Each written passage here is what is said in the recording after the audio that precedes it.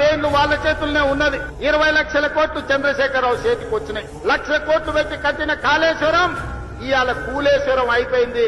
కట్టింది కూలింది 3 ఏళ్లలోనే అయిపోయింది. వెనకెవడో బుద్ధిమంతుడంట పందిరేస్తే కుక్కతోక తలిగి కూలిపోయిందంట. చంద్రశేఖరరావు కట్టిన కాళేశ్వరం 3 ఏళ్లలో కూలేశ్వరం అయింది.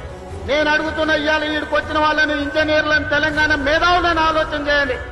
60-70 ఏళ్ల కింద మేము కట్టిన నాగార్జున సాగర్ ఎట్లుంది, మేము కట్టిన మూసీ నది ఎట్లుంది, మేము కట్టిన శ్రీశైలం ఎట్లుంది, మేము కట్టిన శ్రీరామ్ సాగర్ ఎట్లుంది, మేము కట్టిన కల్వకుర్తి ఎట్లుంది, భీమా ఎట్లుంది, నెట్టంపాడు ఎట్లుంది, కోయిల్ సాగర్ ఎట్లుంది, జూరాల ప్రాజెక్ట్ ఎట్లుంది.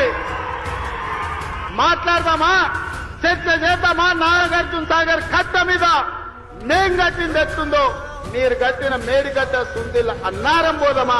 ఆడనే కూలిన కూలేశ్వరం కాడ మిమ్మల్ని ఉరి తీసిన తప్పు లేదు.